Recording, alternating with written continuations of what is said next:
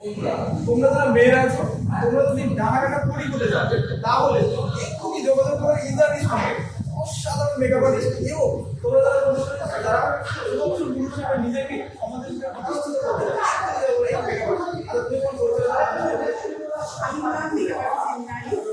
আমি টালিগঞ্জ এলাকায় থাকি। আমি কুচঘাটে আমার একাডেমি আছে, আমি ওখানে ক্লাস করাই।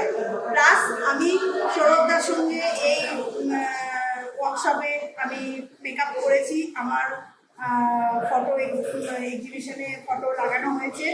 তাই আজকে মেকআপ ছিল দুটো মডেলের।